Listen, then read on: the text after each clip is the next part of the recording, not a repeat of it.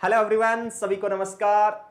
Aryan nursing के इस online platform पे सभी का स्वागत है। और आज हम बहुत ही शानदार सेशन आपके सामने लेके आए हैं जिसमें होने वाला है एमसीक्यू सेशन रहने वाला है। और जिसमें एमसीक्यू सेशन में भी क्या रहने वाला है, पीवाईक्यू रहने वाले, मतलब प्रीवियस ईयर क्वेश्चन रहने वाले हैं जो प्रीवियस एग्जाम में बार बार पूछे जाते हैं, जिनकी पॉसिबिलिटी सबसे ज्यादा बनती है, उन्हीं को हम आपके सामने लेके आए हैं कि बहुत ही बेहतरीन स्ट्रेटेजी के साथ में हम आपसे रूबरू होने वाले हैं अभी।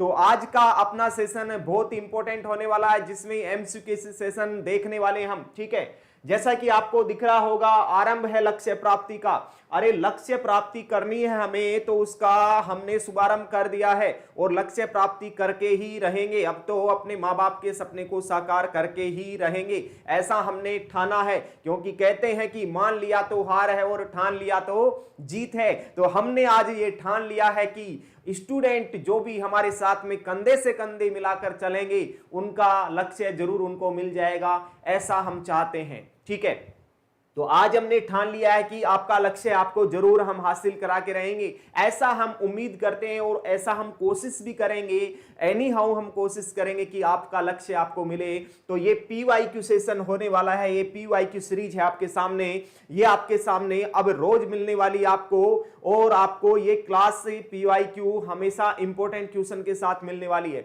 सो बिना देरी किए चलते हैं अपने क्वेश्चन पे और बात करते हैं पहले क्वेश्चन की। तो फर्स्ट क्वेश्चन है, आप ये क्वेश्चन देखते जाना और क्वेश्चन देखते जाना और उसके आंसर कमेंट बॉक्स में डालते जाना।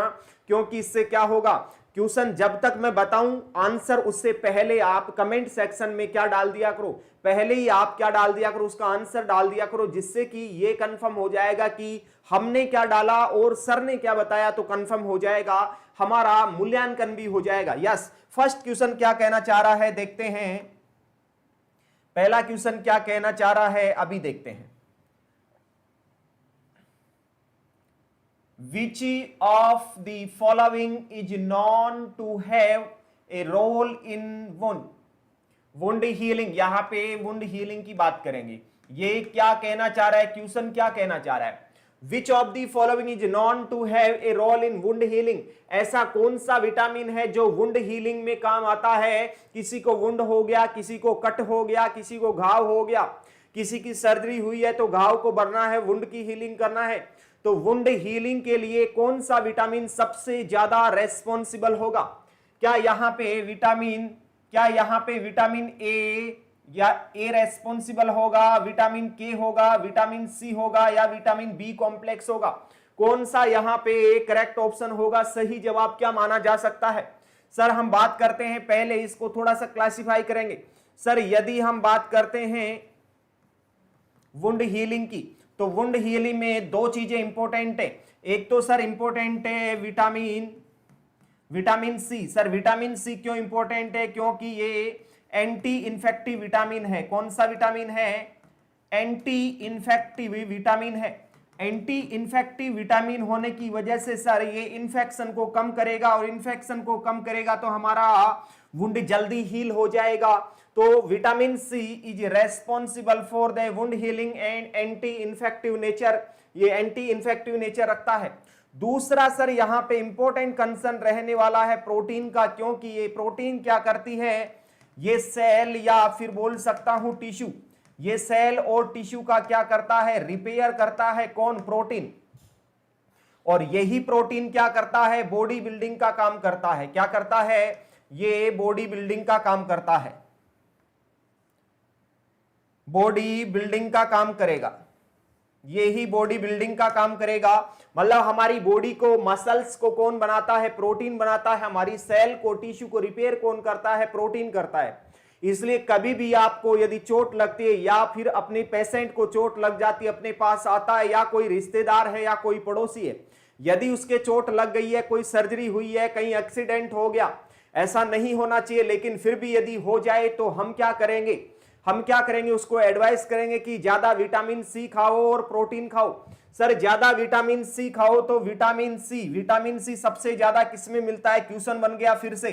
तो क्वेश्चन क्या कहेगा कि richest source of vitamin C vitamin C का रिचेस्ट सोर्स कौन सा है?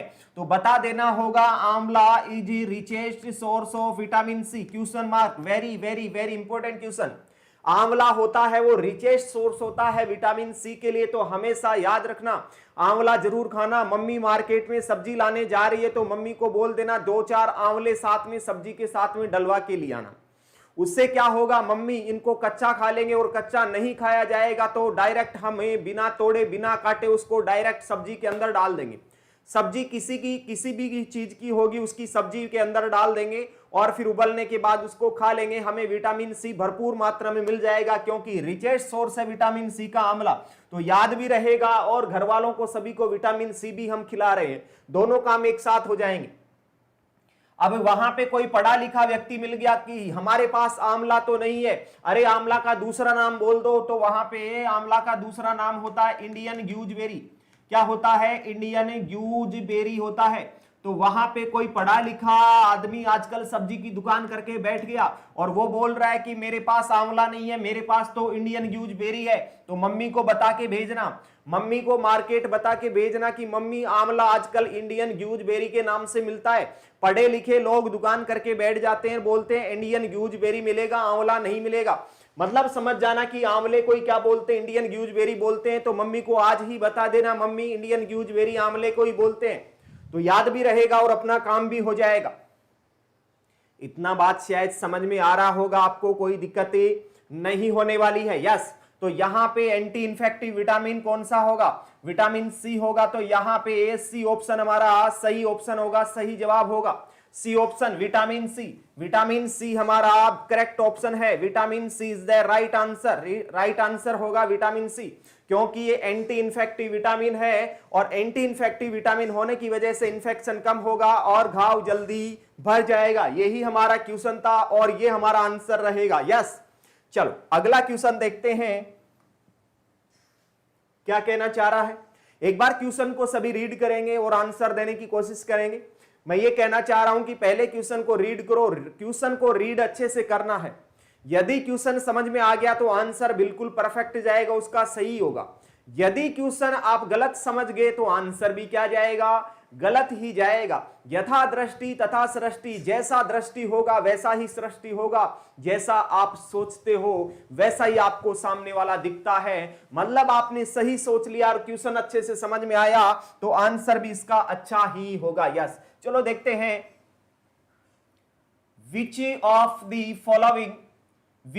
the following is considered as the most important aspect of the hand washing? Hand washing का मोस्ट इंपोर्टेंट एस्पेक्ट क्या होगा? जब हम हैंड वॉशिंग करते हैं हमें सोप चाहिए, हमें सोप की जरूरत होगी, हमें पानी की जरूरत होगी, हमें फ्रिक्शन की जरूरत होगी, हमें टाइमिंग की वहां पे नीड होगी। सर इनमें से ये सब वहां पे जरूरी है, साबुन जरूरी है, पानी जरूरी है और फ्रिक्शन भी जरूरी है और टाइम तो लगेगा ही लगेगा। तो सर इसमें सबसे इंपॉर्टेंट क्या डाटा हो सकता है? तो ये बहुत बार एग्जाम में पूछा गया क्वेश्चन है कि फ्रिक्शन यहां पे इंपॉर्टेंट डाटा रहेगा। सी ऑप्शन हमारा सही जवाब रहेगा कि सर सी ऑप्शन हमारा सही जवाब रहेगा क्या कि यहां पे जब हम हैंड वॉशिंग करते हैं तो बेस्ट यहां पे क्या रहेगा? Friction is the best step of hand washing. Friction का मतलब रगड़ रगड़ के हाथों को धोना, यही है फ्रिक्शन। तो फ्रिक्शन सबसे इंपॉर्टेंट स्टेप होगा किसके दौरान होगा? हैंड वॉशिंग के दौरान होगा। क्योंकि आप सभी को पता है कोई भी बिफोर प्रोसीजर मतलब एक तो होती है मेडिकल हैंड वॉशिंग, एक तो होती है क्या? मेडिकल हैंड वॉशिंग होगी और दूसरी होगी कौन सी? Surgical hand washing. दूसरी होगी कौन सी? सर्जिकल हैंड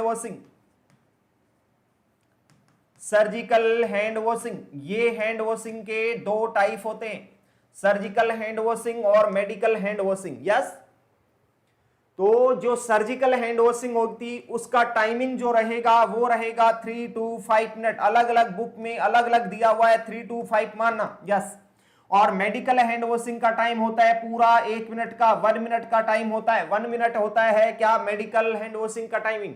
तो यहां पे हमारा बेस्ट ऑप्शन क्या जाएगा? सी ऑप्शन हमारा सही जवाब रहने वाला है। Friction is the important step of hand washing.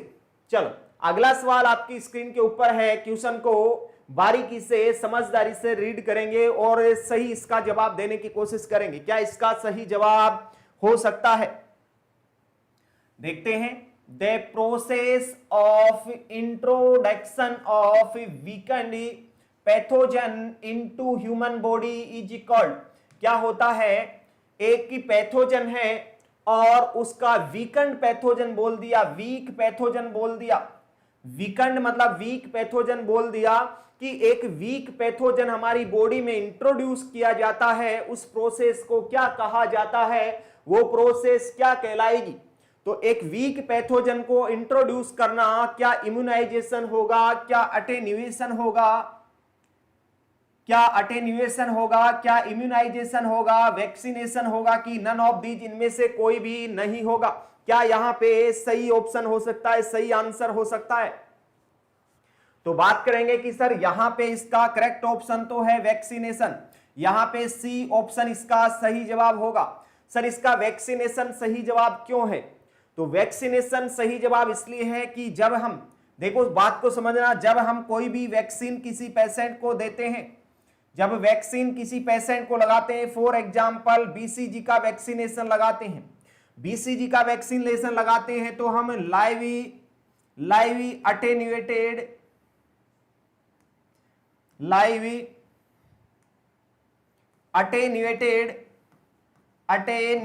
Vaccine लगाते हैं, लाइव अटेन्यूएटेड वैक्सीन लगाते हैं। इसका मतलब समझ जाना, लाइव लगाते हैं पैथोजन लेकिन अटेन्यूएशन कर दिया जाता है। जैसा मैं बोलूं कि आप एक बिच्छू लीजिए, बिच्छू का कांटा यदि हमें चुभ जाता, उसका डंक हमें चुभ जाता है तो हमें क्या होगा, जहर हो जाएगा, पॉइजन हो जाएगा और हमें दर्द होगा, बहुत सारी डिस्कंफर्ट वहां पे महसूस होगा। लेकिन यदि बिच्छू का डंक हमें तोड़ दिया, बिच्छू का कांटा हमने तोड़ दिया तो क्या होगा, अब उसको हाथ पे नचाएंगे, बिच्छू नाच ले, तेरे जितने मन में है नाचने की इच्छा उतना नाच ले मेरे हाथ के ऊपर, अरे काट ले मेरे को, खा जा मेरे को, नहीं खा पाएगा क्योंकि उसका डंक हमने तोड़ दिया, कुछ नहीं होगा। मतलब उसकी पैथोजेनिसिटी को क्या कर दिया, उसके पैथोजेनिसिटी को तोड़ दिया, पैथोजेनिसिटी को क्या कर दिया हमने, रिमूव कर दिया, वहां पे उसको डिस्ट्रॉय कर दिया, एटेन्यूएटेड कर दिया।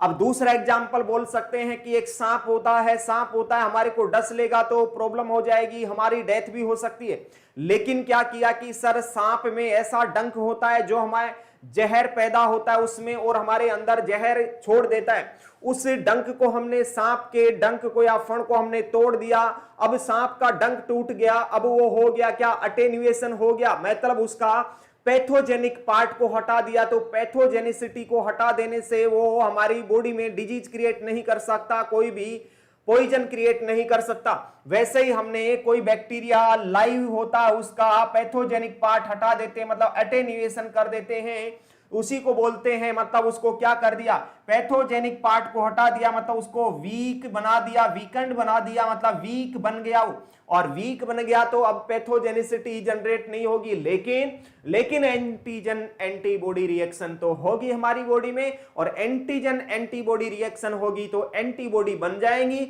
मतलब उसी को बोलते हैं वैक्सीनेशन। तो वैक्सीनेशन किया जाता है वीकेंड पैथोजन का। बात समझ में आ गई होगी शायद, तो सी ऑप्शन यहां पे सही जवाब होने वाला है। अगला सवाल आपकी स्क्रीन के ऊपर बहुत ही शानदार, बहुत ही इंपॉर्टेंट क्वेश्चन और बहुत ही सिंपल क्वेश्चन है।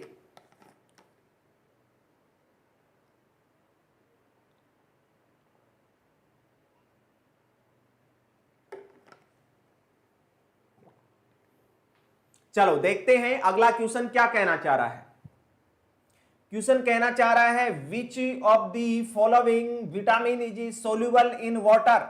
यहां पे पूछा है कि यहां पे वाटर सोल्यूबल विटामिन कौन है, तो हम लिस्ट देखना चाहेंगे। सर विटामिन हमारी बॉडी में सभी प्रेजेंट होते हैं, यस होते हैं। सर विटामिन में दो टाइप के विटामिन होते हैं, एक तो होता है वाटर सोल्यूबल विटामिन।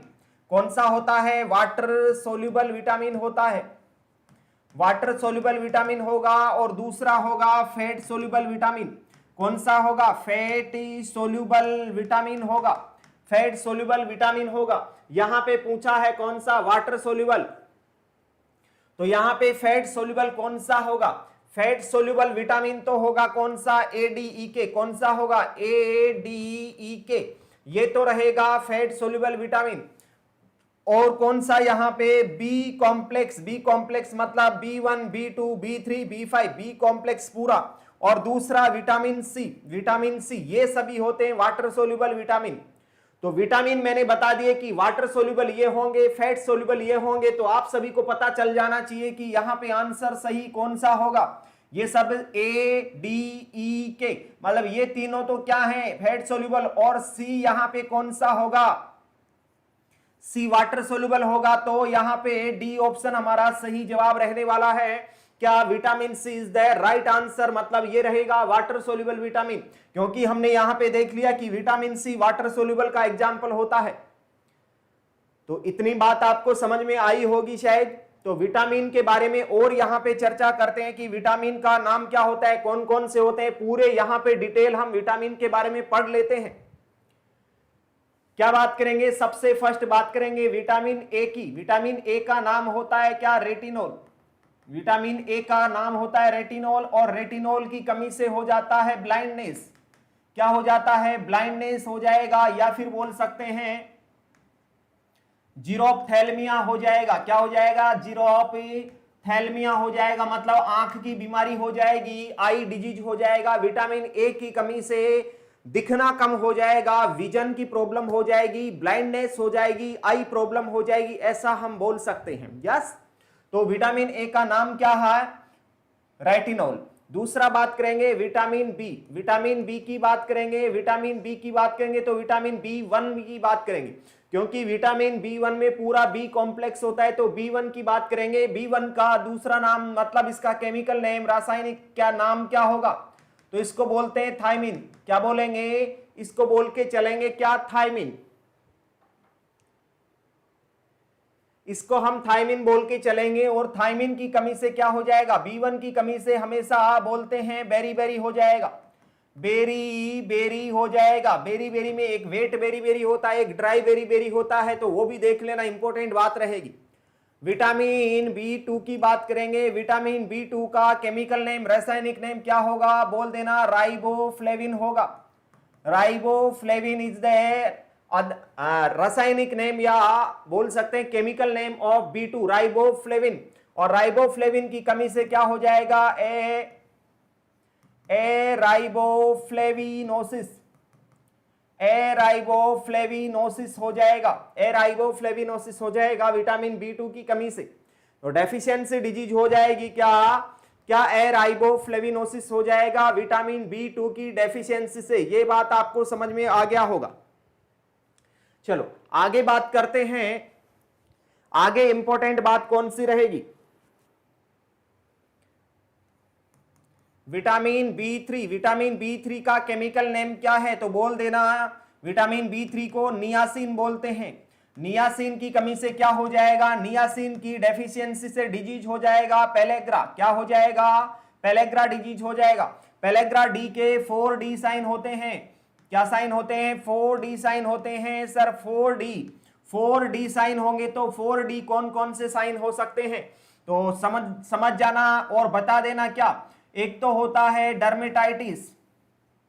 डर्मेटाइटिस होगा, डायरिया होगा, डायरिया होगा, डेमेंशिया होगा, डेमेंशिया होगा और डेथ होगा।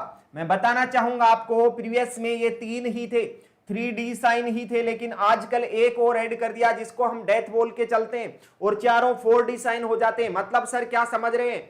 मतलब हम ये समझ रहे हैं कि पेलेग्रा किसकी कमी से हुआ? B3 की कमी से, नियासिन की कमी से पेलेग्रा बीमारी हुई। और पेलेग्रा बीमारी में 4 प्रकार के साइन देखने को मिलते हैं। उसको हो जाता है डेमेंशिया, डर्मेटाइटिस, डायरिया और डेथ।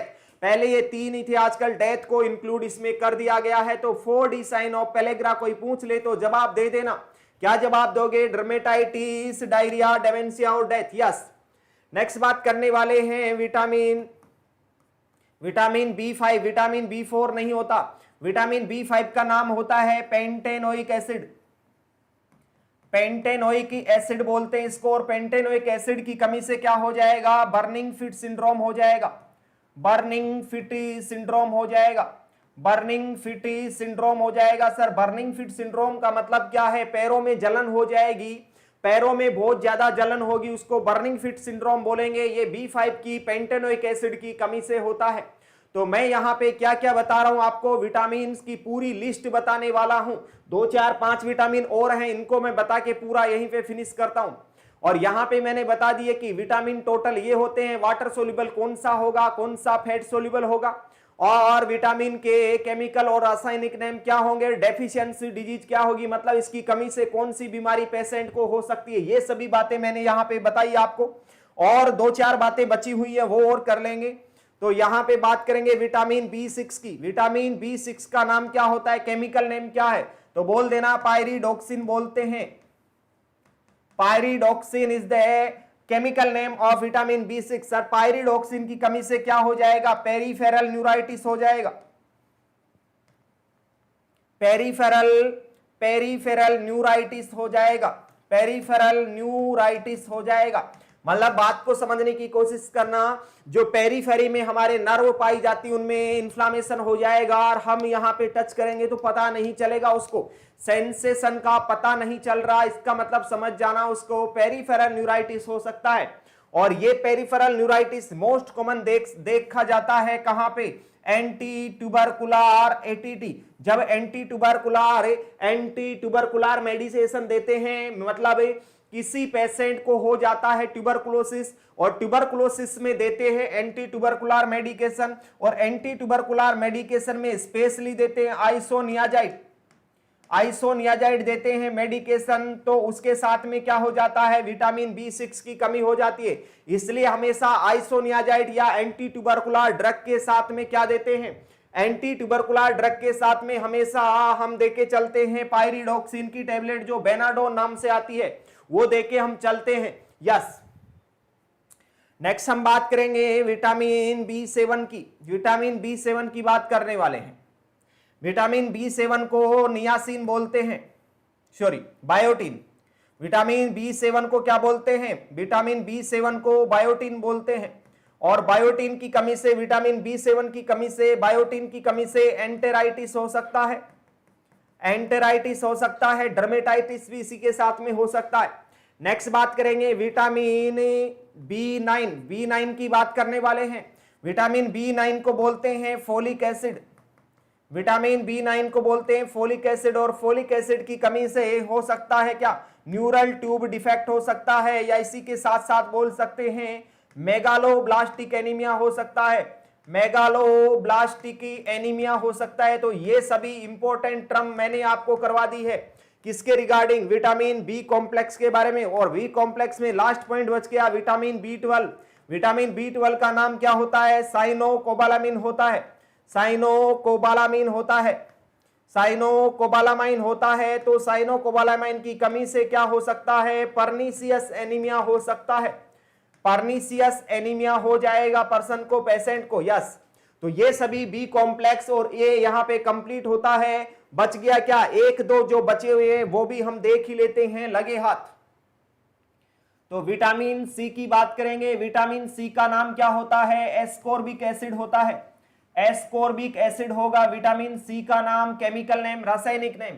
विटामिन C की कमी से क्या हो सकता है, विटामिन C की कमी से स्कर्वी हो जाएगा, स्कर्वी हो सकता है, स्कर्वी बीमारी हो जाएगी डेफिशिएंसी से, या फिर दूसरे वर्ड में मिल सकता है कि एंगुलर चिलोसिस हो जाएगा, एंगुलर चिलोसिस हो जाएगा। सर एंगुलर चिलोसिस का मतलब हम क्या समझे, एंगुलर चिलोसिस का मतलब यही समझो कि लिप्स क्रैकिंग हो जाएगा, यहां से कॉर्नर से लिप्स क्रैकिंग होगा, उसको एंगुलर चिलोसिस बोलेंगे। ये विटामिन C की डेफिशिएंसी के साथ में देखने को मिलता है क्या, एंगुलर चिलोसिस। यस, नेक्स्ट आगे बात करेंगे विटामिन D, किसकी बात करने वाले हैं, विटामिन D की बात करने वाले हैं।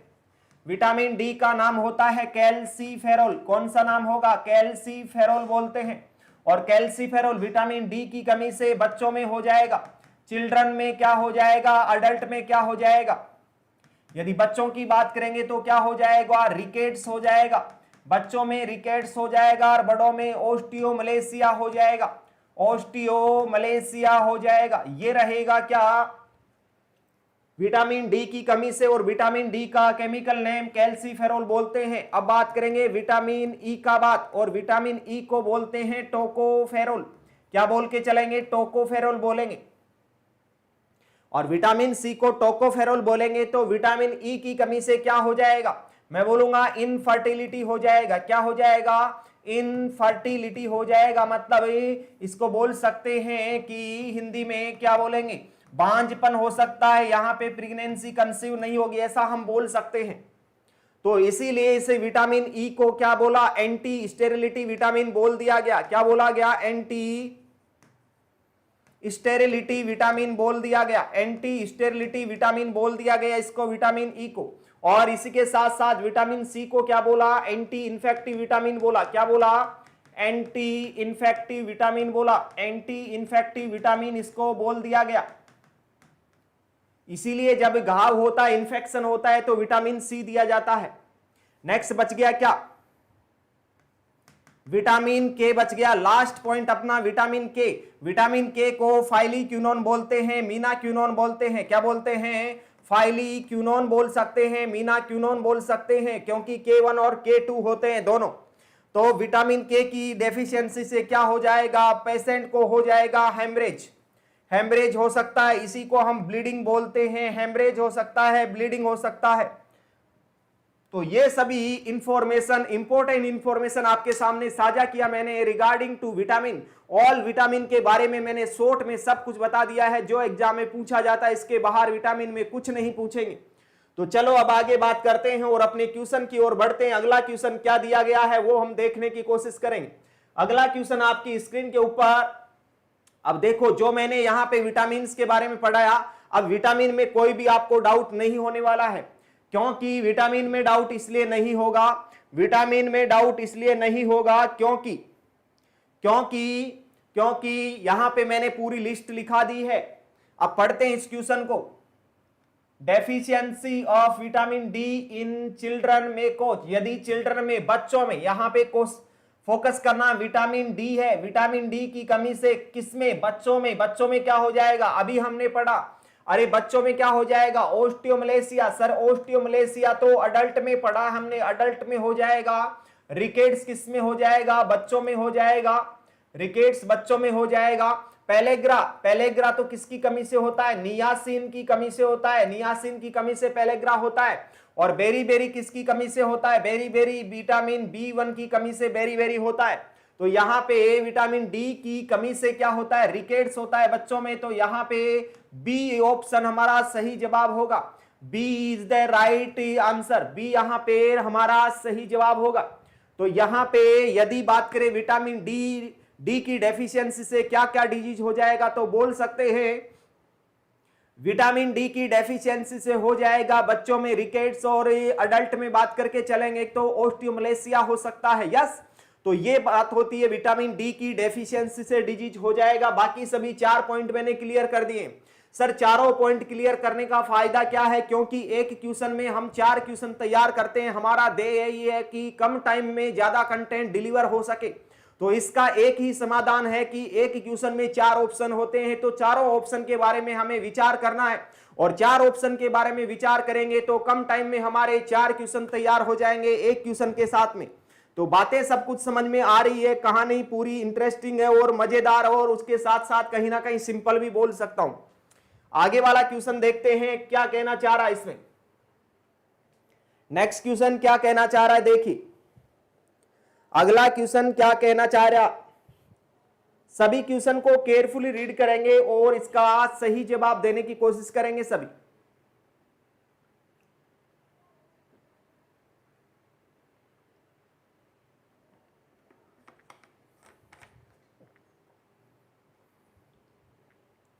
चलो देखते हैं अगला क्वेश्चन क्या। The only artery which supplies deoxygenated blood, यहां तक क्वेश्चन है। मतलब क्या बोला? ऐसी कोई आर्टरी का नाम बताओ, यहां पे लिख देता हूं अलग से, ऐसी कोई आर्टरी का नाम बताओ जहां पे CO2 वाला ब्लड बहता है या फिर डीऑक्सीजिनेटेड ब्लड बहता है। तो उस आर्टरी का नाम क्या होगा? तो याद रखना, एक ऐसी आर्टरी है जिसको बोलते हैं पल्मोनरी आर्टरी। क्या बोलते हैं? पल्मोनरी आर्टरी एक ऐसी आर्टरी है जिसमें डीऑक्सीजनेटेड ब्लड बहता है। एक कौन सी है? Umbilical when, umbilical deoxygenated blood, deoxygenated तो पल्मोनरी आर्टरी और अम्बलाइकल आर्टरी दोनों में ही क्या बहता है? यहां पे अशुद्ध ब्लड बहता है। तो यहां पे ऑप्शन है, अम्बलाइकल आर्टरी तो कहीं पे है नहीं, इसमें अम्बलाइकल नहीं है, इसमें नहीं है, इसमें नहीं है, इसमें नहीं है, यहां पे कौन सा है? पल्मोनरी। तो पल्मोनरी आर्टरी, तो ए ऑप्शन हमारा सही जवाब होगा। पल्मोनरी आर्टरी कैसे ले जाती है? देखो छोटा सा मैं डायग्राम बनाता हूं। ये आपका छोटा सा टूटा हुआ दिल है, इसमें बना दिए मैंने 4 चैम्बर। यहां पे बना दिया राइट एट्रियम में, लेफ्ट एट्रियम में, राइट वेंट्रिकल और लेफ्ट वेंट्रिकल, ये मैंने बना दी। यहां पे ओपन का क्या होगा? यहां पे होगा, यहां पे एरोटा होगा। क्या होगा? यहां पे एरोटा होता है। यहां पे क्या होता है? यहां पे होता है पल्मोनरी आर्टरी, और यहां पे होगा inferior vena cava, inferior vena cava, और यहां पे होगा सुपीरियर वेना केवा, और यहां पे होगी पल्मोनरी वेन, यहां पे होगी पल्मोनरी वेन। अब इसकी पूरी प्रोसेस देखते हैं। पूरी प्रोसेस क्या कहती है इसको समझाता हूं, धीरे धीरे समझते जाना, पूरा फोकस रखना। थोड़ा सा भी फोकस इधर उधर किया, ध्यान को भटकाया तो ध्यान भटक जाएगा, क्वेश्चन समझ में नहीं आएगा। लेफ्ट एट्रियम मतलब यहां पे लेफ्ट साइड में होता है कौन सा ब्लड? शुद्ध ब्लड, ऑक्सीजनेटेड। तो एरोटा से शुद्ध ब्लड जाता है, हमारी पूरी बॉडी में जाता है और सप्लाई करता है शुद्ध ब्लड की, मतलब ऑक्सीजन की। अब यहां से अशुद्ध होके ये इंफीरियर वेना केवा के द्वारा कहां पे चला जाएगा? इंफीरियर वेना केवा के द्वारा राइट एट्रियम में चला जाएगा, और यहां पे CO2 वाला ब्लड रहता है, तो यहां पे भी CO2 वाला ब्लड आ जाएगा, और पल्मोनरी आर्टरी के द्वारा, पल्मोनरी आर्टरी के द्वारा ये चला जाएगा कहां पे? लंग्स में चला जाएगा, लंग्स में चला जाएगा, और लंग्स से फिर ऑक्सीजन लेके यहां पे आ जाएगा, मतलब लंग्स से ऑक्सीजन लेके पल्मोनरी वेन के द्वारा हमारे लेफ्ट एट्रियम में आ जाएगा, और लेफ्ट एट्रियम में ऑक्सीजन वाला ब्लड है तो यहां पे एरोटा के द्वारा फिर से सप्लाई। ये चक्कर, ये साइकिल चलता रहता है। मतलब हमने पूछा क्या कि CO2 deoxygenated blood pulmonary artery में बहता है, तो इसलिए बहता है, यहां पे पूरी कंसेप्ट समझ में आ गई होगी। तो पल्मोनरी आर्टरी में डीऑक्सीजनेटेड ब्लड बहता है, ए ऑप्शन हमारा सही जवाब होगा। यस, चलो अगला क्वेश्चन देखते हैं। अगला सवाल आपकी स्क्रीन के ऊपर, आपकी पलकों के सामने, इस क्वेश्चन को भी केयरफुली रीड करेंगे। क्वेश्चन को बहुत अच्छी तरीके से समझना होगा, क्योंकि क्वेश्चन को यदि नहीं समझ पाएंगे तो उसका जवाब भी हम सही से नहीं दे पाएंगे।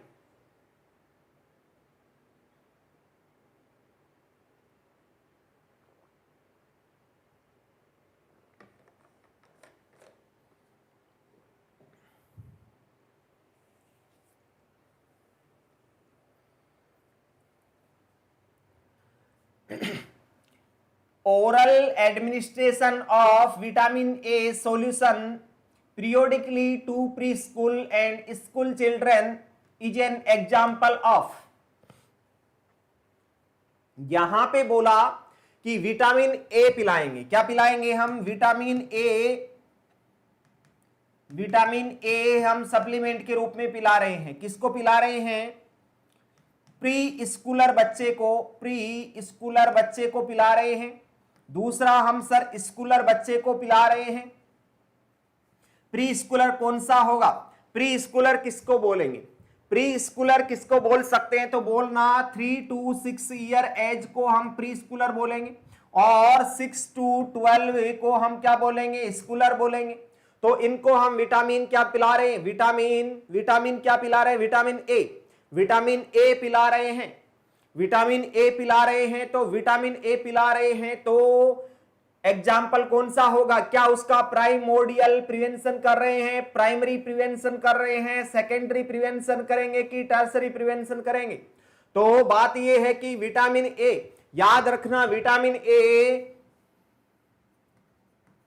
मीजल्स का वैक्सीन लगता है, मीजल्स का वैक्सीन 9 मंथ के ऊपर लगता है, और 9 महीने पे मीजल्स का वैक्सीन लगेगा, तो उसी के साथ में विटामिन सप्लीमेंट के रूप में ए दिया जाता है। क्योंकि विटामिन ए की कमी हो जाती है मीजल्स का वैक्सीन लेने से, ऐसा माना जाता है। तो विटामिन ए का वहां पे सप्लीमेंट के रूप में दिया जाता है। तो विटामिन ए का सप्लीमेंट एक तो मीजल्स के साथ में दिया जाएगा, और यहाँ पे विटामिन ए के साथ साथ में तो बच्चा यहाँ पे खुश हो जाएगा, खुश होके उस आशा सहयोगिनी को बाय बाय करके आएगा। इसलिए बोल देना कि बाय बाय मैनर स्टार्ट होता है बच्चे में कब, बाय बाय मैनर बच्चे में कब स्टार्ट होता है, 9 मंथ पे होता है। ये आपका पीडिया का क्वेश्चन तैयार हो जाता है क्या, कि बच्चे में bye bye manner bye bye कब करना स्टार्ट कर देता है। तो बोल देना 9 महीने पे ये करेगा, 9 मंथ पे करेगा, और 9 मंथ पे मीजल्स की वैक्सीनेशन लगती है। और इसी के साथ में सीख लेते हैं, यहाँ पे सबक्यूटेनियस रूट से मीजल्स का वैक्सीन लगाया जाता है। अब सर विटामिन ए का डोज लगाया जाता है तो कितना लगाया जाता है, कैसे लगाया जाता है, इसकी बात पूरी करने वाले। इससे पहले यहाँ पे क्वेश्चन देख लेते हैं, क्वेश्चन का सही ऑप्शन क्या होगा। सर बीमारी होने से पहले उसको प्रिवेंट करना, मतलब प्राइमरी प्रिवेंशन होगा। मतलब यहाँ पे कौन सा, बी ऑप्शन हमारा सही जवाब होगा, प्राइमरी प्रिवेंशन। कौन सा प्रिवेंशन, प्राइमरी प्रिवेंशन। मतलब कोई भी बीमारी होने से पहले, डिजीज क्रिएट होने से पहले हम क्या करेंगे, उसका प्रिवेंशन तो रहेगा क्या, प्राइमरी प्रिवेंशन। यस। अब आगे बात देखते हैं कि सर विटामिन ए को कैसे कैसे दिया जाता है। तो बात करेंगे विटामिन ए को 9 मंथ पे दिया जाता है मीजल्स के साथ में, जिसको हम बोल सकते हैं 1 लाख इंटरनेशनल यूनिट दिया जाता है। नेक्स्ट, अब हम 9 महीने से डायरेक्ट हम गैप लगाएंगे, कितने, 9 महीने का, तो 18 महीने पे जाएंगे, और 18 महीने पे कितना देंगे, 18 महीने पे 2 लाख इंटरनेशनल यूनिट पिला देंगे। फिर हम बात करेंगे अब +6, यहाँ पे प्लस कितना, 9 किया, अब +6 करते जाएंगे सभी में। कैसे करते जाएंगे, 18 और 6 24 रहेगा, 24 मंथ की बात करेंगे। नेक्स्ट 24 और 6 30 हो जाएगा, 30 महीने की बात करेंगे। नेक्स्ट यहाँ पे 30 और 6 36 हो जाएगा, फिर 42 हो जाएगा, फिर 48 हो जाएगा, फिर 54 हो जाएगा, और फिर 60 मंथ हो जाएगा। ये सब बात हम करने वाले हैं, ठीक है, ये सब हम बात करने वाले हैं महीने की। तो 60 मंथ को हम 5 ईयर भी बोल सकते हैं। मतलब आप बोल सकते हो कि विटामिन ए प्रोफाइलैक्सिस के रूप में दिया जाता है, वो 5 साल तक दिया जाता है। स्टार्टिंग कब करते हैं, स्टार्टिंग 9 मंथ पे करते हैं, मीजल्स के वैक्सीन के साथ में करते हैं, और उसको 5 साल तक या 60 मंथ तक दिया जाता है विटामिन ए प्रोफाइलैक्सिस के रूप में। यस सर, यदि यहां पे भी 2 लाख इंटरनेशनल यूनिट देंगे,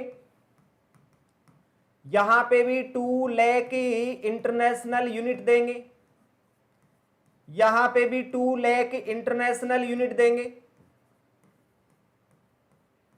यहां पे भी 2 लाख, मतलब सभी डोजें 2 लाख इंटरनेशनल यूनिट ही होगी।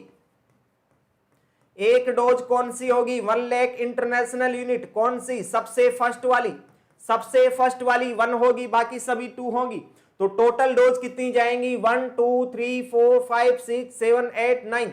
तो टोटल डोज यहां पे जाने वाली है 9 डोज। कितनी जानी है, 9 डोज जाने वाली है। कोई पूछे आपको कि विटामिन ए का सप्लीमेंट के रूप में कितनी डोज जाती है टोटल, तो बोल देना 9 डोज जाती है। कोई पूछ ले 9 डोज कब कब जाती है, तो आपको बताना होगा। एक 9 मंथ पे जाएगी, दूसरी एक 9 मंथ पे जाएगी, दूसरी जाएगी कब, 18 महीने पे, फिर 24 महीने पे, फिर 30 महीने पे, फिर 36 महीने पे, और फिर 40 से 36 और 42 महीने पे, फिर 42 से 48 महीने पे, फिर 54 महीने पे, और फिर 60 महीने पे जाएगी।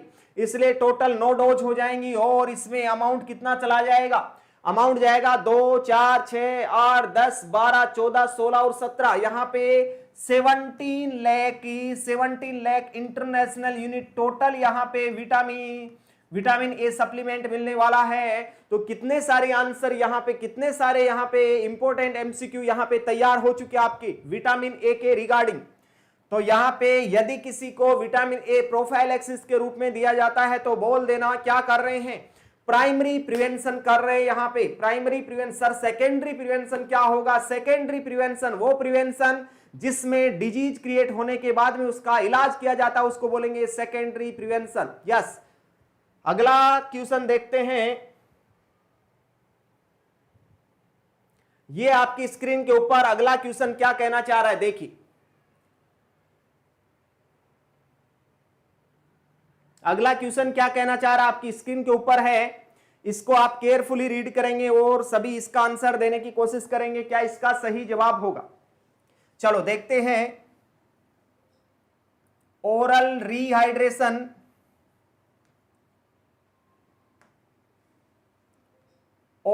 Rehydration solution contains all of the following except, सब कुछ इसके अंदर होता है लेकिन एक नहीं होता। क्या नहीं होता? क्या ग्लूकोज होगा, बाइकार्बोनेट होगा, सोडियम क्लोराइड, कैल्शियम लैक्टेट, कौन सा होगा और कौन सा नहीं होगा? सभी होंगे, एक को छोड़ के सभी होने वाले हैं। तो सबसे फर्स्ट बात करते हैं कि सर ओआरएस में क्या होता है। ओआरएस का फुल फॉर्म देखना चाहें तो इसको बोलते हैं ओरल रिहाइड्रेशन साल्ट, इसका आंसर होता है। ओरल रिहाइड्रेशन साल्ट इसका क्या है? आंसर है ओरल रिहाइड्रेशन सॉल्यूशन। याद रखना यूपीसीएचओ या यूपीएनएचए में क्वेश्चन पूछा गया था क्या कि ओआरएस का फुल फॉर्म क्या है, वहां पे फर्स्ट ऑप्शन ए में ही लिखा हुआ था ओरल रिहाइड्रेशन सॉल्यूशन, लगा दिया टिक सभी ने। अरे भाई ये तो बहुत अच्छा क्वेश्चन और 1 नंबर मिल गया। अरे 1 नंबर कहां मिल गया, आपने गलत कर दिया। ओरल रिहाइड्रेशन सॉल्यूशन कभी नहीं होगा, वहां पे होने वाला है ओरल रिहाइड्रेशन साल्ट। तो इसका फुल फॉर्म क्या होगा, इसके ऊपर फोकस कर लें। इसको सॉल्यूशन नहीं बोलना, इसको साल्ट बोलना है। सर ओरल ओआरएस में क्या क्या होता है? ओआरएस में सर इसको मिक्स करते हैं 1 लीटर पानी के साथ में, ये भी आपको याद रखना, 1 लीटर पानी के साथ में मिक्स करते हैं जब जाके वो सॉल्यूशन। सर सॉल्यूशन कब बोल सकते हैं? जब ओआरएस साल्ट को यदि पानी में मिक्स करेंगे 1 लीटर के साथ में, 1 लीटर पानी के साथ में यदि मिक्स किया जाता है तो उसको हम बोलते हैं सॉल्यूशन। यस, उसमें क्या क्या होता है सर? फर्स्टली बात करेंगे तो डेक्सट्रोज होता है, दूसरा होता है क्या इसमें NaCl, तीसरा होता है KCl और लास्ट होता है सोडियम सिट्रेट। होता है सोडियम सिट्रेट लास्ट। तो डेक्सट्रोज कितना होगा, चीनी कितनी होगी? 13.5 ग्राम। अभी 13.5 ग्राम याद रखना, बाकी कुछ भी याद रखना आपकी जिम्मेदारी नहीं है, वो है मेरी जिम्मेदारी आपको याद करवाने की। कैसे करेंगे? 13 एकम 13, 13 दूनी 26, तो यहां पे लिख देना 26 2.6 ग्राम होगा। अभी फिर से, अब 13 एकम 13, 13 दूनी 26, ये पाड़ा हमें इतना ही आता, आगे हमें आता नहीं है। अब हम 15 का पाड़ा बोलेंगे तो बोलेंगे 15 एकम 15 मतलब 1.5 ग्राम, और आगे बोलेंगे 15 दूनी 30, तो यहाँ पे 30 को 2.9 ग्राम लिखेंगे, 29 लिख सकते हैं, 29 मतलब पॉइंट तो बीच में डालना ही है और पॉइंट ये डालना है। तो अब हम जोड़ेंगे तो टोटल हो जाएगा कितना? 20.5 ग्राम हो जाएगा। ये रहेगा हमारा ओआरएस सॉल्यूशन का कंपोजिशन। अब सिंपल सी बात है, ये सीक्वेंस आपको याद रखना होगा, जिंदगी में कभी नहीं भूल पाओगे। आप बोल रहे हो कि सर हमने ओआरएस बहुत बार पढ़ा है लेकिन याद नहीं हुआ, कोई बात नहीं, आज तक याद नहीं हुआ तो कोई दिक्कत नहीं, लेकिन आज याद हो जाना चाहिए आपको। कैसे हम बात करते हैं, पहले तो इसको एक प्रोसेस के रूप में आपको समझाता हूं।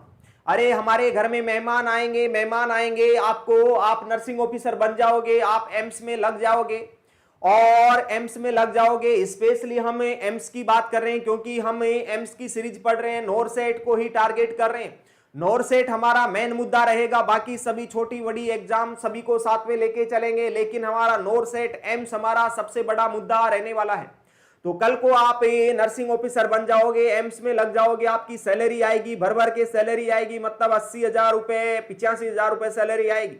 और सैलरी आएगी तो फिर घर पे रिश्ते वाले भी आएंगे, अपनी मम्मी पापा के पास आएंगे, बोलेंगे जी हम बच्चे का रिश्ता कर लें आप चाहो तो बोलेंगे कि हाँ जी कर सकते हैं, हमारा बच्चा भी अभी जवान हो गया तो रिश्ता तो करना ही है। उस कंडीशन में वो रिश्तेदार आएंगे तो वहां पे हमें कोल्ड ड्रिंक नहीं लाना है, ड्यू नहीं लाना है, स्प्राइट नहीं लाना है, मरिंडा नहीं लाना है, क्या लाना? वहां पे नींबू लाएंगे, नींबू की शिकंजी बना के पिलाएंगे क्योंकि हेल्दी होता है, अच्छा होता है, नेचुरल होता है। ठीक है, तो ये अच्छी चीजें हैं, तो नींबू पानी बनाएंगे या नींबू की शिकंजी बनाएंगे, ऐसा बोल सकते हैं। सर नींबू की शिकंजी बनाएंगे लेकिन हमें तो बनाना नहीं आता, मैं बनाना सिखा देता हूं आज। आप मम्मी को इतना पूछ लेना कि मम्मी चीनी कितनी डालनी है, हमें पानी का पता है, पानी 1 लीटर डालते हैं, तो 1 लीटर आपको लेना है पानी, 1 लीटर आपको जग में लेना है पानी, और पानी में पूछ लेना मम्मी को चीनी कितनी डालूं, तो चीनी डाल देना कितना 13.5 ग्राम, 13.5 ग्राम, मतलब 1 चम्मच में कितना 5 ग्राम, 2 चम्मच में 10 ग्राम, और 3 चम्मच में 15 ग्राम, तो 2.5 चम्मच डाल देना। कितनी? 2.5 चम्मच डाल देना, क्योंकि 1 चम्मच में कितना होता है, 1 चम्मच में 1 स्पून में कितना होगा, 1 टीस्पूनफुल इक्वल टू 5 ml, 5 ml तो 5 ग्राम बोल सकते हैं, ठीक है। तो बोल देना कि सर यहां पे 2.5 चम्मच ले लेंगे हम, कितनी, 2.5 चम्मच ले लेंगे, 2.5 चम्मच ले लेंगे, क्या 2.5 स्पून ले लेंगे, 2.5 स्पून ले लेंगे, तो 13.5 ग्राम हो जाएगा। तो मम्मी को पूछ लेना कितनी चम्मच चीनी की डालनी है, तो बोलेगी मम्मी 2.5 चम्मच डाल दो, मतलब 13.5 ग्राम चीनी डाल दो, डेक्स्ट्रोज डाल दो। अब मम्मी को कुछ भी नहीं पूछना है, क्योंकि हमने पढ़ लिया। सर क्या पढ़ लिया? अब डालेंगे चीनी के बाद में नमक, क्या डालेंगे, नमक डाल देंगे। नमक बोले तो NaCl डाल देंगे, 13 एकम 13, 13 दूनी 26, मम्मी ने बताया 13.5 ग्राम, हमने बोला 13 दूनी 26, 2.6 ग्राम डाल देंगे नमक। नमक कम डालते, कम डाल देंगे, ठीक है। फिर यदि NaCl डाल दिया तो NaCl के साथ साथ में पोटेशियम भी डाल दो, तो KCl भी डाल दो, 1.5 ग्राम, मतलब 15 एकम 15 और 15 दूनी 30, 2.9 ग्राम। तो यहां पे सोडियम सिट्रेट, लास्ट में नींबू लो और काटो उसको, और वो भी डाल दो। मतलब बात कर रहा हूं क्या, सिट्रस फ्रूट डाल दो, मतलब यहां पे खट्टा जूस डाल दो। खट्टा जूस नींबू में होता है, तो लेमन यहां पे निचोड़ देंगे। तो सिट्रेट हमने डाला 2.9 ग्राम, तो 13 एकम 13, 13 दूनी 26, 15 एकम 15, 15 दूनी 30, टोटल हो जाएगा। अब जोड़ लेना, वहां पे गुना भाग कर लेना, आपको आता होगा, टोटल हो जाएगा 20.5 ग्राम, मतलब आपका फॉर्मूला सही है। और यदि आपका फॉर्मूला ऊपर नीचे हो गया, 20.5 ग्राम नहीं बैठ रहा है, तो वहां पे मेहमान जाते ही बोल देंगे अरे भाई नमक कम डाला है, अरे नमक कम डाला है, यहाँ पे 2.6 ग्राम पूरा नहीं डाला क्या? गलती कर दोगे तो नमक कम हो जाएगा। तो इतना बात समझ में आ गया होगा। तो यहाँ पे कौन सा नहीं है, देखो यहाँ पे ग्लूकोज है, यस, बाइकार्बोनेट है, सोडियम बाइकार्बोनेट या सोडियम सिट्रेट है, यस, सोडियम क्लोराइड है, सोडियम क्लोराइड है, कैल्शियम लैक्टेट नहीं है, यहां पे किसी में भी लैक्टेट नहीं है, मतलब कैल्शियम लैक्टेट नहीं होता है। तो डी ऑप्शन हमारा सही जवाब होगा। कैल्शियम लैक्टेट ORS सॉल्यूशन में या ORS साल्ट में नहीं होता है, ठीक है। नेक्स्ट एक क्वेश्चन यहां पे और पूछा जाता है कि osmolarity, normal osmolarity of ORS solution, ORS solution की नॉर्मल ओस्मोलरिटी कितनी होती है? तो बोल देना 245 मिली ओस्मोल्स पर लीटर होती है, ये नॉर्मल ओस्मोलरिटी होती है ORS की। Very very very important question, because ये ESIC एग्जाम जहां तक मेरे को याद है 2018 या 19 की एग्जाम में पूछा गया, ESIC में क्वेश्चन है कि नॉर्मल ओस्मोलरिटी ऑफ ORS कितनी होती है। तो ये एक इंपॉर्टेंट क्वेश्चन हो जाता आपके साथ में कि नॉर्मल ओस्मोलरिटी ORS की कितनी होगी। तो 245 होगी। यहां पे बेस्ट आंसर क्या होगा? बेस्ट आंसर होगा कैल्शियम लैक्टेट। एक क्वेश्चन और पूछ सकता है सर ORS में एक क्वेश्चन और पूछेगा, वो भी बात कर लेते हैं कि इसको मोर देन 24 आवर सॉल्यूशन को हो चुके हैं, तो उस सॉल्यूशन को क्या कर देना है? डिस्कार्ड कर देना है, फेंक देना है, डस्टबिन में डाल देना है। इंपॉर्टेंट क्वेश्चन बन गया कि सर इस ORS साल्ट को पानी में घोल लेंगे, सॉल्यूशन बन जाएगा। सॉल्यूशन बनने के बाद में इसको 24 घंटे हो गए, 24 घंटे के बाद में नहीं पीना है, उसमें इंफेक्शन डेवलप हो जाता है, तो उसको डिस्कार्ड कर देंगे, फेंक देंगे। मतलब मैं बोल सकता हूं क्या, ORS solution is not use more than 24 hour. More than 24 hour के बाद में ORS सॉल्यूशन को काम में नहीं लेना है। तो ये बातें बहुत अच्छे से, शायद आई होप आपको बहुत अच्छे से समझ में आ गई होंगी। अगला क्वेश्चन देखते हैं। अगला सवाल क्या कहना चाह रहा है? अगला सवाल, a child with respiratory insufficiency is best monitored with. एक पेशेंट को क्या हो रहा है? रेस्पिरेटरी इनसफिशियंसी, मतलब सफिशिएंट रूप में रेस्पिरेशन नहीं कर पा रहा। अरे सफिशिएंट रूप में रेस्पिरेशन नहीं करेगा तो बॉडी में क्या हो जाएगा, ऑक्सीजन की हो जाएगी कमी और CO2 हो जाएगा हमारी बॉडी में ज्यादा, क्योंकि वहां पे रेस्पिरेशन अच्छे से नहीं कर पा रहा है। इसका मतलब उसको बेस्ट मॉनिटर किससे कर सकते हैं, रेस्पिरेटरी फंक्शन टेस्ट से कर सकते हैं क्या, उसको ब्लड गैसेस से कर सकते हैं, पल्स ऑक्सीमेट्री से, ब्लड पीएच से, किससे कर सकते हैं सर। बेस्ट मॉनिटर तो हम क्या करेंगे, हमारा कार्डियक मॉनिटर होता है, कार्डियक मॉनिटर होता है और कार्डियक मॉनिटर में होता है एक SpO2 प्रोब। क्या होता है, SpO2 प्रोब होता है, वो उसके फिंगर पे लगाएंगे, उसके फिंगर पे लगाएंगे तो वहां पे इसका नॉर्मल क्या होता है SpO2, हमारा SpO2 नॉर्मल कितना होता है 95 से ज्यादा, मोर देन 95 या बोल सकते हैं 96 to 100% होता है। तो SpO2 से बेस्ट मॉनिटर कर सकते हैं। क्या बोला मैंने, SpO2 किससे, SpO2 प्रोब से बेस्ट मॉनिटर किया जा सकता है। किसको किसको बेस्ट मॉनिटर किया जा सकता है, रेस्पिरेटरी इनसफिशिएंसी को बेस्ट मॉनिटर किया जा सकता है। यहां पे क्या, यहां पे पल्स ऑक्सीमेट्री से किया जा सकता है, ऑक्सीजन सैचुरेशन पल्स ऑक्सीमेट्री बोल सकते हैं, SpO2 प्रोब बोल सकते हैं या पल्स ऑक्सीमेट्री बोल सकते हैं। सी ऑप्शन हमारा सही जवाब रहेगा, सी ऑप्शन हमारा सही जवाब रहने वाला है यहां पे। क्या, pulse oximetry, yes, C option is the best option या करेक्ट ऑप्शन, यस। अगला सवाल देखते हैं, अगला सवाल देखते हैं क्या यहां पे अगला सवाल होगा हमारा। अगला क्वेश्चन देखते हैं क्या कहना चाह रहा है। क्वेश्चन को सभी केयरफुली रीड करके इसका सही से आंसर देने की कोशिश करेंगे। इसका बेस्ट आंसर क्या हो सकता है,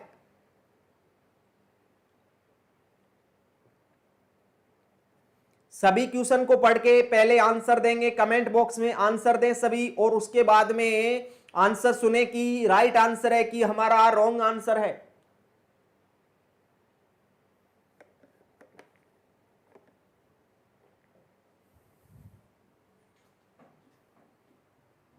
चलो देखते हैं।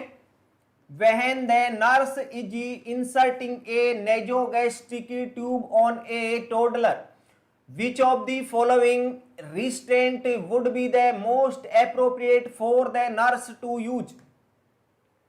सर एक टोडलर बच्चा है, टोडलर बच्चा है, टोडलर बच्चा मतलब 1 to 3 ईयर एज का बच्चा है, 1 से 3 साल का बच्चा बहुत शरारती होता है, बहुत ही नौटंकीबाज आदमी होता है, और उसको क्या लगाया जाता है, एनजी ट्यूब इंसर्ट कर रहे हैं, एनजी ट्यूब इंसर्ट कर रहे हैं तो वो करने नहीं देगा, वो हाथों को बार बार लाएगा और यहां से पकड़ के हटाएगा, लगाने नहीं देगा, और लगाने नहीं देगा तो उसको बांधा जाएगा, मतलब रिस्ट्रेंट किया जाएगा, रिस्ट्रेंट किया जाएगा।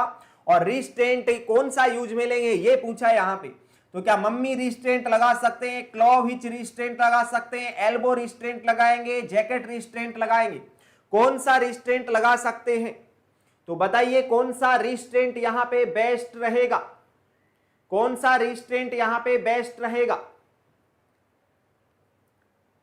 याद रहे यहां पे हमारा ए ऑप्शन सही जवाब रहेगा, मम्मी रिस्ट्रेंट लगाएंगे, मम्मी रिस्ट्रेंट लगाएंगे। मम्मी रिस्ट्रेंट किसको बोला जाता है सर, ये क्या रहेगा, नॉर्मल एक बेबी है, एक बेबी सो रहा है, एक बेबी सो रहा है, और यहां पे मम्मी ने उस बेबी को क्या किया, मम्मी ने उस बेबी को क्या किया, अभी दूध पिलाया, ब्रेस्ट फीड करवा दिया है, और सर्दी का टाइम है तो मम्मी क्या करेगी, अब उसको नहला दी है और दूध पिला दी है, और दूध पीते पीते बच्चा सो जाएगा, क्योंकि बच्चा इसलिए सो जाएगा कि दूध में होता है glutamine amino acid, glutamine amino acid होता है, वो रेस्पॉन्सिबल होता है सेडेशन के लिए, मतलब सो जाएगा, वो सोने के लिए, स्लीप के लिए रेस्पॉन्सिबल होता है, इसलिए बेबी माँ की गोद में दूध पीता पीता सो जाता है। अब सो जाएगा तो मम्मी उसको गोद में लेगी और बेड पे सुला देगी, सुला देगी तो उसको सर्दी नहीं लग जाए, मेरे बेटे को जुकाम नहीं लग जाए, मेरे बेटे को कॉमन कोल्ड नहीं हो जाए, इसके लिए मम्मी क्या करती है, एक दुपट्टा लेती है, एक टॉवेल लेती है, उसमें कवर कर देती है बेबी को, और हाथों को अंदर डाल देती है, उसका फेस दिखता है, पूरे को कवर कर दिया, मतलब उसने क्या कर दिया, मम्मी ने उसके ऊपर रिस्ट्रेंट कर दिया, यहां से पूरा बॉडी को कवर कर देगी, किससे, यहां ब्लैंकेट से कर सकती है, यहां पे दुपट्टे से कर सकती है, कोई टॉवेल से कर सकती है, मतलब इसको बोलेंगे क्या, मम्मी के द्वारा रिस्टेंट लगाया गया, मम्मी रिस्टेंट कहलाएगा। मम्मी के द्वारा लगाया गया रिस्टेंट मम्मी रिस्टेंट कहलाएगा। तो मम्मी रिस्टेंट लगा दिया। अब बच्चा हाथों को ऊपर निकाल नहीं सकता और एनजी ट्यूब निकाल ही नहीं सकता, या लगाने देगा वहां पे प्रॉब्लम नहीं करेगा। ये होता है मम्मी रिस्टेंट। सर क्लॉव हिच रिस्टेंट कहां पे लगाया जाता है? क्लॉव हिच रिस्टेंट लगाया जाता है एल्बो के ऊपर। कहां पे? एल्बो जॉइंट के ऊपर, सॉरी एल्बो नहीं, व्रिस्ट जॉइंट के ऊपर। व्रिस्ट जॉइंट के ऊपर लगाया जाता है, ये लगाया जाता है व्रिस्ट जॉइंट के ऊपर। व्रिस्ट जॉइंट के ऊपर एक नोट बनाते हैं ऐसे, इसको बोलते हैं कौन सा? Clove hitch रिस्टेंट। एल्बो रिस्टेंट, एल्बो रिस्टेंट हमारी एल्बो के ऊपर लगाया जाता है। कौन सा? एल्बो जॉइंट के ऊपर एल्बो रिस्टेंट लगाया जाता है। सर कैसे लगाया जाएगा? यहाँ पे क्या लेंगे? एक डिवाइस लेंगे और डिवाइस को यहाँ पे लगा देंगे और बांध देंगे, अब हाथ मुड़ नहीं पाएगा, इसको बोलते हैं एल्बो रिस्टेंट। जैसा कि आपको याद होगा, कौरव और देव और दानव, कौरव नहीं देव और दानव, दोनों को अलग अलग रूम में, ऐसा हमारे 5वीं 6ठी क्लास में चलता था कि सर देव और दानव को दोनों को अलग अलग रूम में बिठा दिया गया है, दोनों के सामने लड्डू रख दिए हैं, अब वहां पे उसको हाथों को ऐसा करके बांध दिया गया है, अब वो कैसे खाएंगे? अब समझदारी की बात है, क्या किया वहां पे जो देव थे उनमें थोड़ी समझदारी थी, तो उन्होंने क्या किया, एक दूसरे को, तू मेरे को खिला दे मैं तेरे को खिला दूंगा, मतलब एक दूसरे को खिलाते रहे, हाथ मुड़ता नहीं, खुद खा नहीं सकता। तो वहां पे देवों ने एक दूसरे को खिला दिए, मतलब वो अच्छी समझदारी काम में लिया, तो वो दोनों आपस में खा लिए। लेकिन को जो दानव थे, दानव खा नहीं पाए, एक दूसरे को खिला नहीं पाए, समझदारी नहीं थी, तो वहां पे भी कौन सा था? एल्बो रिस्टेंट ही था। इसलिए समझ सकते हैं ये होता है एल्बो रिस्टेंट। जैकेट रिस्टेंट, जैकेट रिस्टेंट क्या होता है समझना। जैकेट रिस्टेंट क्या होता है? जैकेट रिस्टेंट ये समझो कि सर हम छोटे बच्चे थे, स्कूल में जाते थे, और स्कूल में जाते थे तो जब टेबल के ऊपर बैठते थे तो पीछे से कोई धागा लेके, कोई रस्सी लेके पीछे वाला दोस्त हमारी शर्ट को बांध देते थे, हमारी शर्ट को पीछे से बांध देते थे। जब हम खड़े होते थे तो हमें पता चलता था कि किसी ने टेबल के हमें बांध दिया, तो हम वहां से उठ के नहीं जा सकते।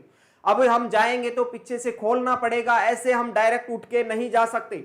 इसका मतलब बोल सकते हैं कि वहां पे जो जैकेट रिस्टेंट काम में लिया जाता है वो मेंटल इल पेशेंट में काम में लिया जाता है। किन में? मेंटल इल पेशेंट में काम में लिया जाता है। मेंटल इल पेशेंट में काम में लिया जाता है क्या? Jacket restraint. Mental ill patient में काम में लिया जाएगा जैकेट रिस्टेंट। सो यहां पे mummy रिस्टेंट, A option is the right option. Next सवाल, अगला सवाल आपकी स्क्रीन के ऊपर क्या कहना चाह रहा है?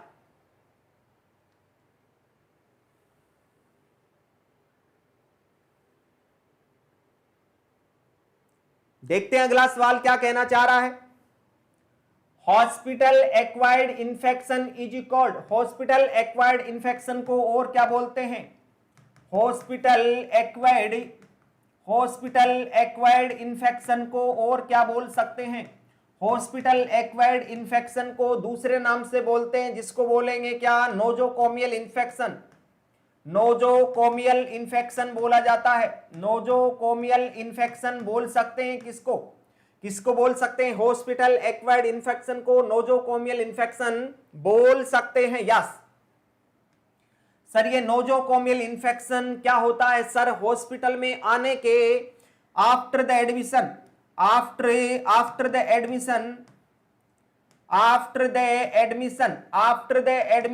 एडमिशन होने के बाद में मोर देन 48 आवर्स, एडमिशन होने के बाद 48 घंटे के बाद कोई इंफेक्शन पेशेंट में मिलता है तो उसको हम बोल के चलते हैं हॉस्पिटल एक्वायर्ड इंफेक्शन। ये हमारा सबसे इंपॉर्टेंट क्वेश्चन रहेगा आज का, क्या कि सर नोजोकोमियल इंफेक्शन किसको बोलेंगे? यदि हॉस्पिटल आने के बाद में 48 घंटे के बाद कोई इंफेक्शन मिलता है तो उसको बोल के चलते हैं नोजोकोमियल इंफेक्शन या hospital acquired infection. Sir hospital acquired infection सबसे ज्यादा कहां से होता है? सर यूटीआई से होता है, यूरिनरी ट्रैक्ट इंफेक्शन। सर इसके लिए रेस्पॉन्सिबल कौन होता है? तो बोल देना E coli is responsible for the UTI in hospital setting. तो ये हॉस्पिटल एक्वायर्ड इंफेक्शन के रेस्पॉन्सिबल होता है कौन सा? यूटीआई। यूटीआई 80% यहीं से नोजोकॉमियल इन्फेक्शन होता है। इंपॉर्टेंट क्वेश्चन फिर से, ये फर्स्ट प्रायोरिटी रहेगी sir. Second priority hospital acquired infection में सेकंड प्रायोरिटी आती है तो आती है क्या, surgical site infection. Surgical site infection first infection body में सबसे ज्यादा हॉस्पिटल में होने वाला यूटीआई, और दूसरा होने वाला सर्जिकल साइट इन्फेक्शन। यूटीआई होने वाला 80% जो ई कोलाई करता है। ई कोलाई हमारी आंत में होता है, हमारी आंत में होता है तो ठीक है, लेकिन हमारी बाहर बॉडी के बाहर आके वो यूटीआई से एंटर करेगा तो यूटीआई कोज करेगा। ये यूरिनरी ट्रैक्ट के थ्रू एंटर करेगा तो उसको यूटीआई बोलेंगे, यूटीआई कोज करेगा।